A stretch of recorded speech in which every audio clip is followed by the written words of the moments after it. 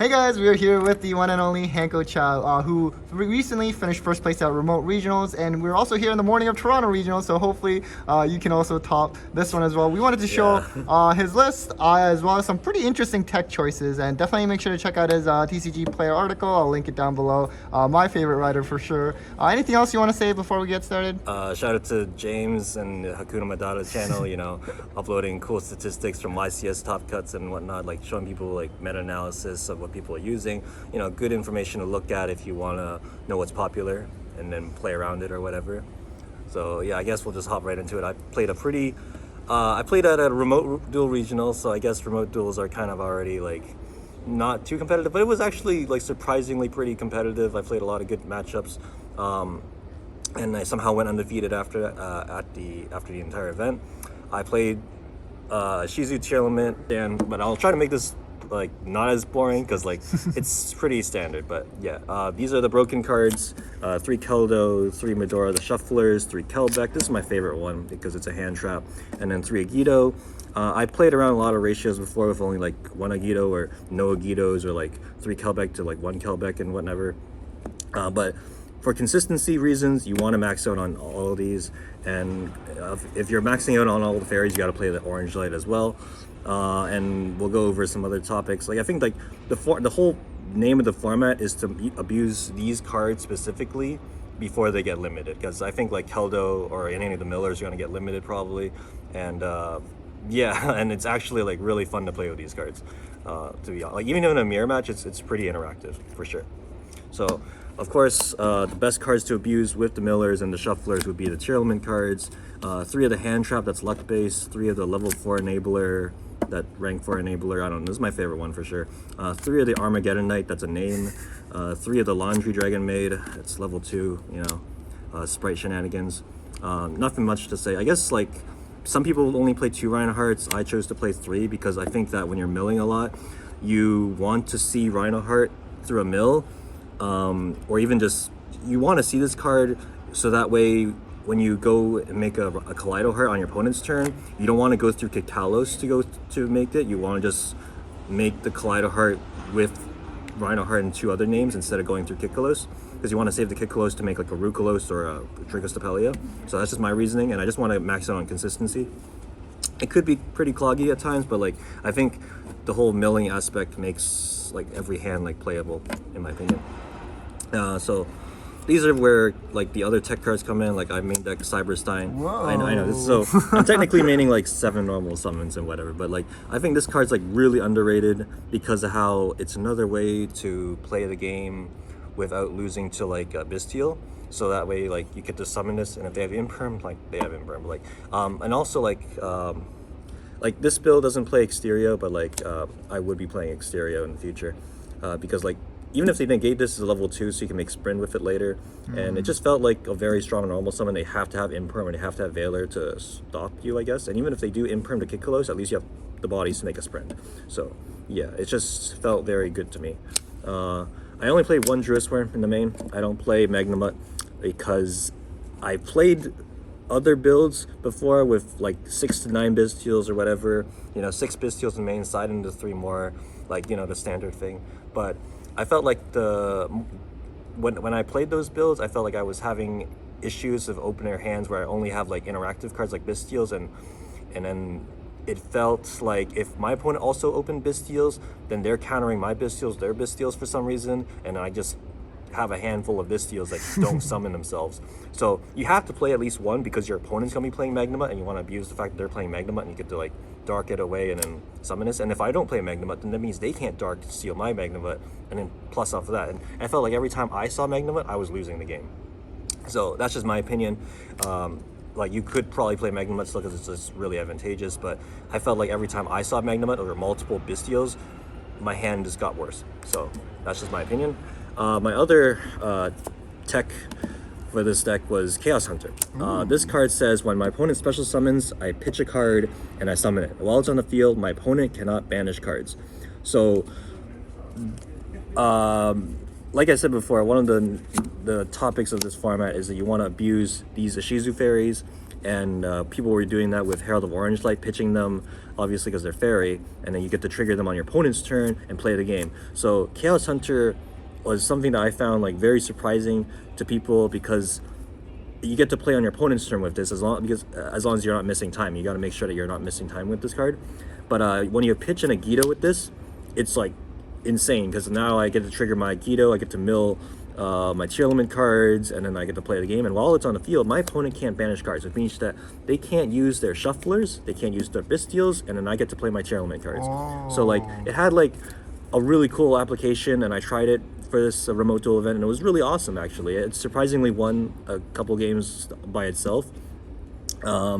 Like even against like rogue matchups like Runic, this is a blowout. If I play against like Sprite, I summon this and they can't Bystial, they can't use Sprite Smashers. There's just a lot of cool applications depending on the matchup, like Branded and stuff.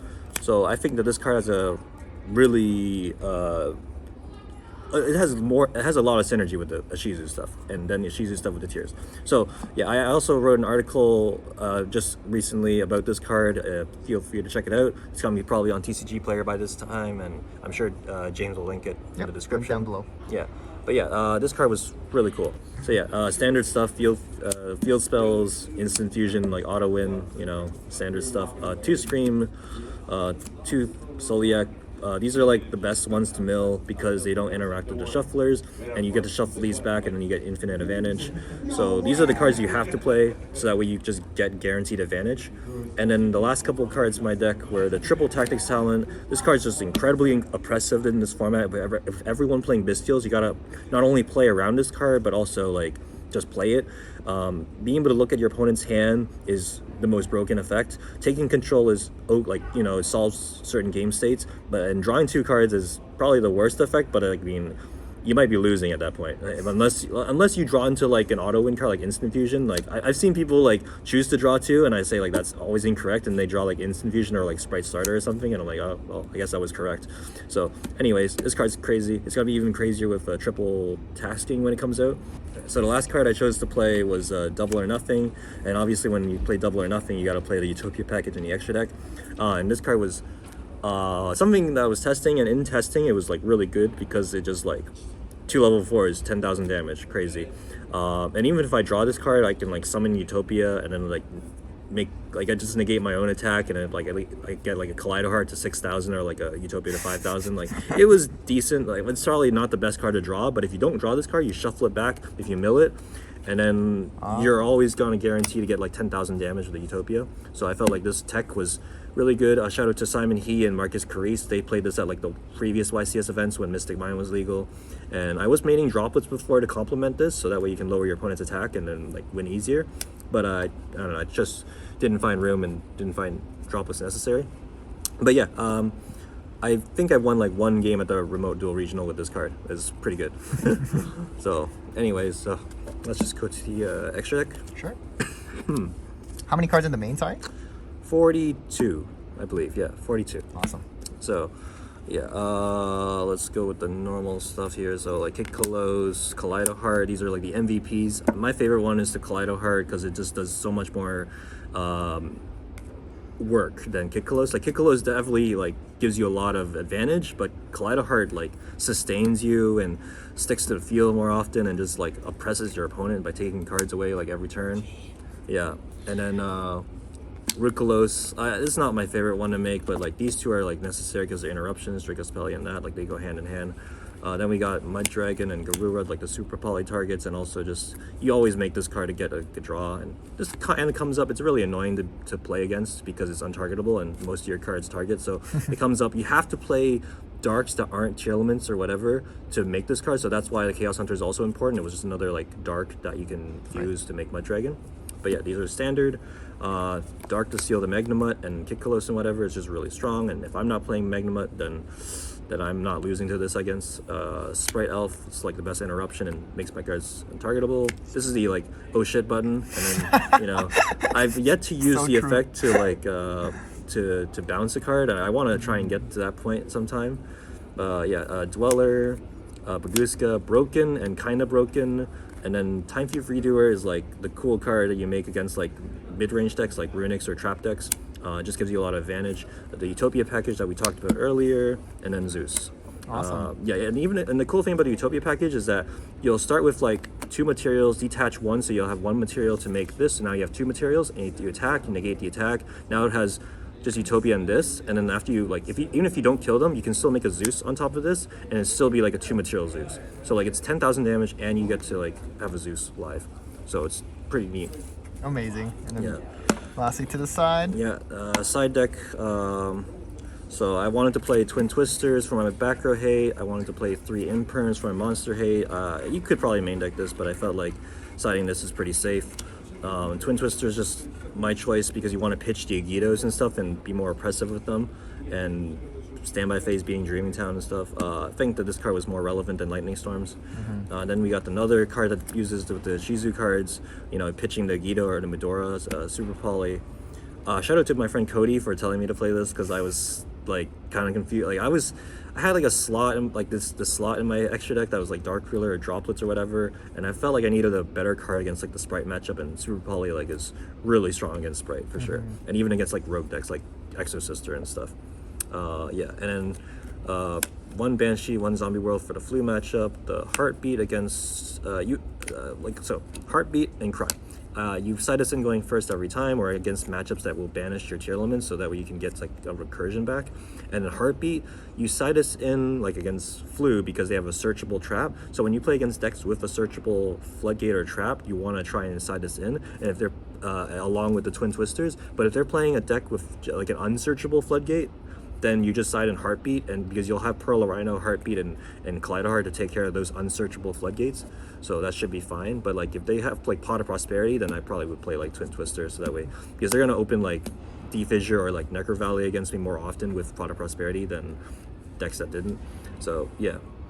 And the last couple of slots was the 3rd Chaos Hunter and a Muckracker. So that way against certain matchups, when I know that Chaos Hunter is even more oppressive, I would side in the 3rd Chaos Hunter and a Muckracker and side out the Utopia double. So that way I would mill the Chaos Hunter, and then I would revive the Chaos Hunter with the Muckracker. So that way it's just on the field, and the Muckracker protects us from being destroyed. So like against certain matchups like Runic, it would just auto win. And even if I don't have Chaos Hunter access, like Muckracker helps you revive Kaleidoheart. So it has like a neat interaction, and like there's certain times when you can revive this and discard a Tearlament card and then trigger that, so I can make a Kaleidoheart because Kaleidoheart's a fiend, or discarding like a Soliac or a Scream to trigger that. So it has like a really cool interaction for sure. Amazing. Really cool tech choices. Any last shoutouts? Yeah, shout out to my friend Cody for, you know, just theorying with me a lot, and hopefully I'll do well at this regionals, but we'll see. We'll have to update later at the end of this video or something. Gosh darn it. Awesome. Thanks for the deck profile. Take care, everyone. Yeah, thank you. Hey guys, so as an update to the list since we recorded, Hanko had some updates that he wanted to share. So firstly, he took out the Utopia package since it seemed like he could be winning games without it. He also added in the Cheery exterior because Triple Tactics talent and evenly matched were trending up. And he mentioned that he wanted to end on exterior and crime with other interruptions, and every time he made that kind of board, he won. Now, Degar's was another nice rank 4 to give Agitos more purpose. He said that drawing cards in a simplified game state and discarding a tier card can trigger it, or reviving Stein or Chaos Hunter could be relevant. Degar's also acted as somewhat of an answer to Avermax to double the attack of a normal summon monster as well. Now, Hanko noted that Chaos Hunter can sometimes win games, or it can be suboptimal in the tier mirror, so he needed more cards for the mirror, so he added 2 more Bestials in the side, while also not including the same name, so that he would never draw multiples. Now, since regionals are 40-minute rounds compared to the remote duels of 50-minute rounds, Hanko also had to find room for a Volcanic Scattershot, which he did say that it never came up. Now, one of his losses at regionals was due to Dimensional Barrier, calling fusions with a hand that could not XC summon, and another loss was in time, and so overall he finished X2 at 19th place at Toronto Regionals. So again, thank you again for watching, and definitely make sure to check out that article by Hanko on TCG Player. I'll link that down below, and well, take care guys.